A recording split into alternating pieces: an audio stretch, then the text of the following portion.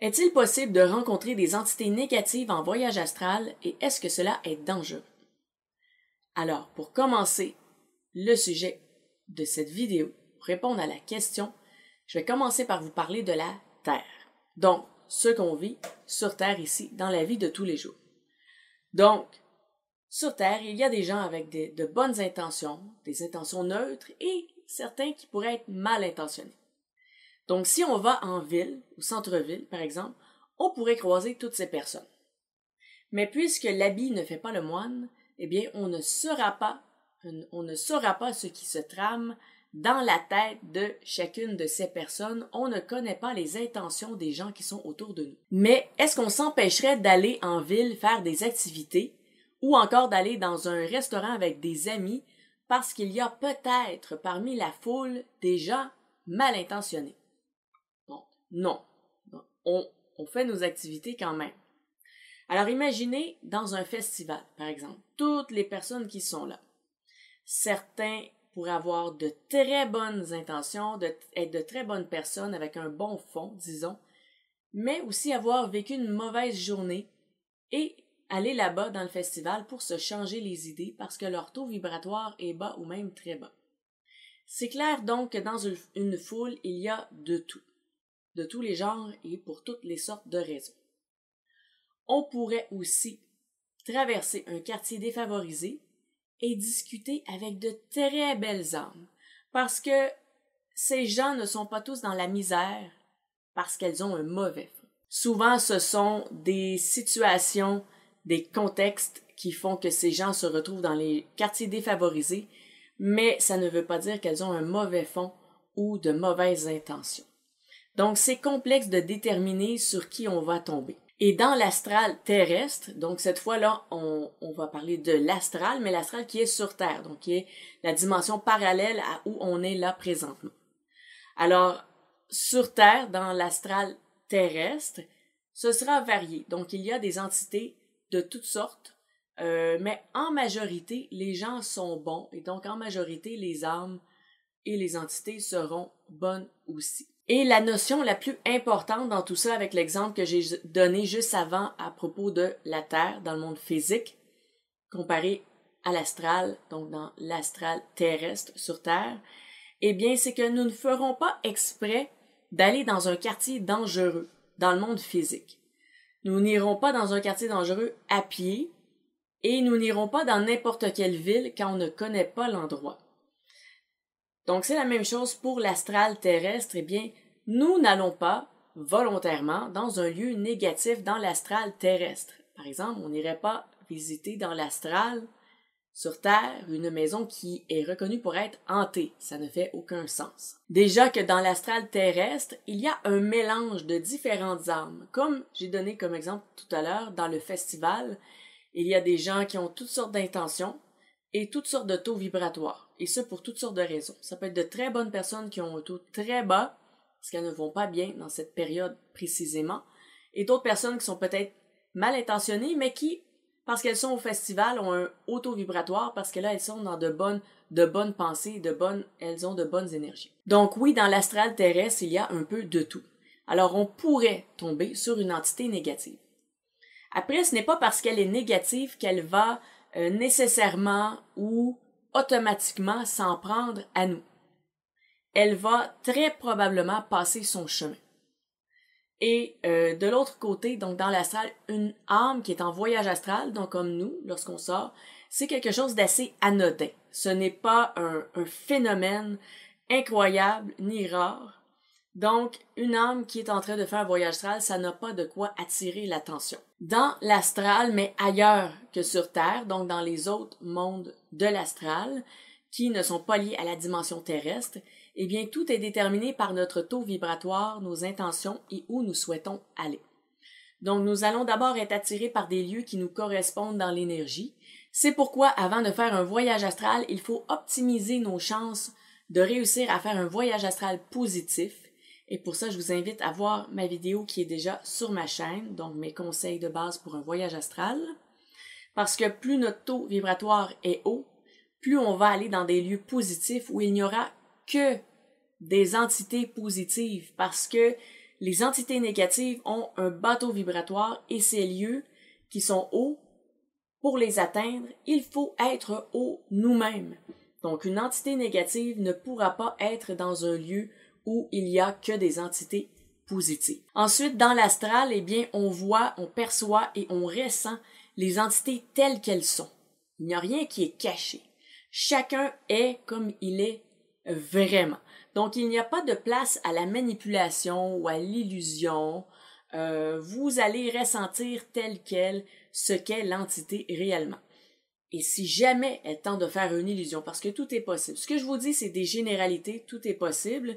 Si l'entité tente de vous faire une illusion, vous allez quand même ressentir dans l'énergie que quelque chose ne va pas.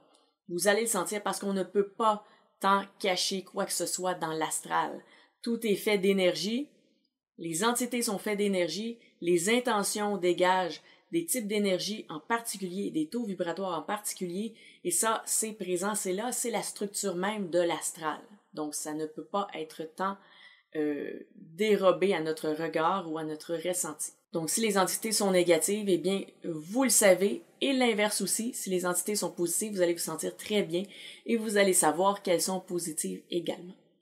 Mais si vous ne suivez pas les conseils avant de faire une sortie dans l'astral et que vous êtes, par exemple, déprimé, eh bien oui, vous pourriez être attiré par des lieux d'énergie qui correspondent à la déprime que vous ressentez. Et là, vous allez bien sûr rencontrer des entités négatives qui correspondent justement à ce type d'énergie. Dans tous les cas, si vous n'êtes pas à l'aise, si vous ne sentez pas bien, il y a quelque chose qui ne va pas, vous avez des doutes même, parce que quand c'est positif, c'est très clair, il n'y a aucun doute. Le bien ne vit pas dans le doute. Donc si vous avez des doutes, vous ne vous sentez pas bien, vous n'êtes pas à l'aise, vous partez. C'est hyper facile de revenir dans son corps parce qu'on n'a qu'à y penser et on revient tout de suite. Et c'est d'ailleurs le problème majeur des débutants en voyage astral parce que parfois ils réussissent à sortir, aller ailleurs et à un certain moment ils vont penser « Oh, je suis en voyage astral » et là ils vont penser à leur corps et ils vont revenir dans leur corps parce qu'ils vont se dire « Oh, je suis sorti de mon corps ». Parfois ça m'arrive en voyage astral de me dire « Oh, je suis en voyage astral » mais je ne pense aucunement à mon corps. Parce que du moment que je réalise que je suis en voyage astral, je veux faire quelque chose. Je vais avoir un objectif. Donc, ça va m'aider à rester focusé sur mon voyage. Mais si vous voulez revenir, vous pensez à votre corps et vous revenez. Donc, vous êtes en présence de quelque chose qui vous déplaît. Vous pensez à votre corps, ça va être automatique. Vous allez revenir tout de suite. Aussi, ces entités, même si elles sont négatives, elles n'ont aucune raison de vous faire du mal ou de faire du mal surtout à une âme qui est en voyage astral.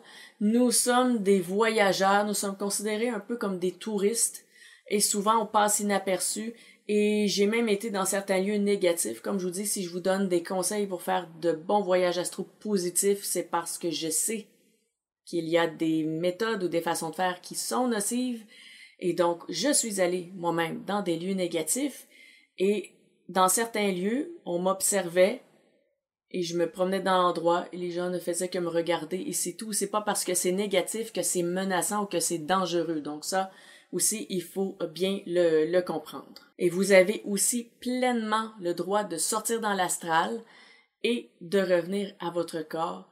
Donc ça, pour ça, il n'y a aucun problème. Si jamais une entité négative s'approche de vous et vous teinte de son énergie, donc vous ressentez ça, ça va vous pousser à retourner dans votre corps parce que vous allez avoir envie de partir de là. Et ce n'est pas comme dans un cauchemar où on est parfois prisonnier et on n'arrive pas à sortir parce que là, on est pris dans notre subconscient.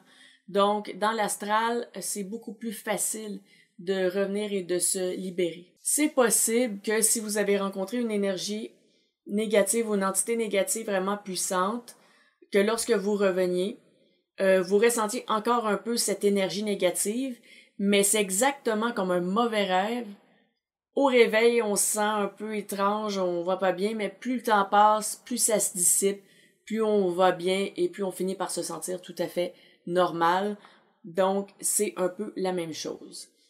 Et non, les entités négatives ne vont pas garder votre trace et ne vont pas essayer de vous repérer.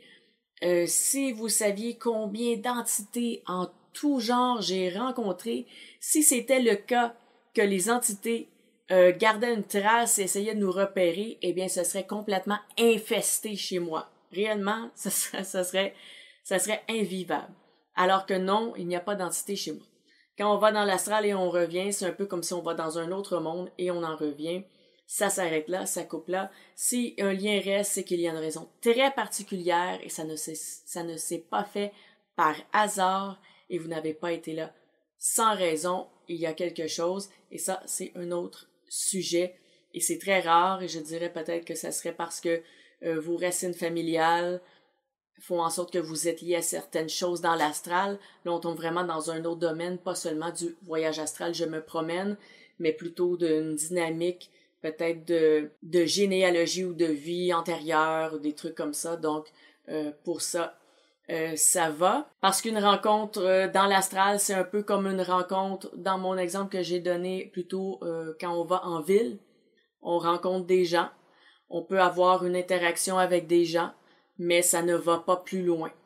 Et de toute façon, les entités dans l'astral vivent selon les règles de l'astral et vous promenez dans l'astral selon les règles de votre corps incarné. Parce que tant que vous êtes incarné dans un corps et que vous voyagez dans l'astral, vous êtes soumis à certaines règles en particulier. Et quand vous serez libéré, ou ceux qui sont déjà dans l'astral vivent selon d'autres règles. Parce qu'on ne peut pas tout faire tant qu'on est lié à notre corps. C'est normal, ça fait partie de notre cheminement, de ce qu'on a à vivre en étant une âme incarnée. Aussi, vous pouvez vous protéger dans l'énergie, vous pouvez faire appel à vos alliés, à vos anges gardiens, à vos guides. Si vous êtes avancé dans des méthodes ésotériques, spirituelles, eh bien, vous possédez peut-être des techniques pour vous purifier, vous recentrer, vous fier à vos intuitions. Vous pouvez utiliser tout ça de l'autre côté aussi. Donc, vos protections, vos purifications, vos formules, vos prières, peu importe, ça fonctionne aussi dans l'astral. Donc, pas de problème pour se servir de ça également là-bas. Mais personnellement, moi, je ne me suis jamais servi de ça parce que lorsque je fais une mauvaise rencontre, eh bien, je m'en vais et puis le reste, eh bien, ça s'efface. Ça s'efface dès le retour et ça ne se poursuit pas. Donc, comme la fois où j'étais sortie dans une maison hantée, là, c'était un peu plus embêtant. Donc oui, les esprits m'ont vu, mais là, puisqu'ils étaient dans le même lieu que moi où j'avais pratiqué, oui, là, ils sont devenus un peu plus actifs. Et dès que j'ai déménagé, par contre, ça s'est terminé parce que c'était des entités qui étaient liées à un lieu. Et c'était non pas des entités qui étaient dans l'astral. Donc, eux étaient prisonniers de cette chambre dans l'astral terrestre. Donc, ça, c'est un cas particulier. Et puisque je suis sortie dans cette chambre et qu'ils m'ont vu, ensuite, ils ont commencé à faire un peu plus... l'antise était un peu plus présente. Un peu des voix tard le soir, des trucs comme ça. C'est devenu un peu plus fort parce que c'est comme s'ils m'ont vu. Donc, c'est pour ça aussi que dans ma vidéo de conseils de base pour un voyage astral, je dis de faire très attention à votre lieu de pratique où vous allez sortir. Ça doit être purifié. Il ne doit rien y avoir parce que moi, je ne savais pas. J'étais ado, je n'avais aucun guide, aucun manuel, rien.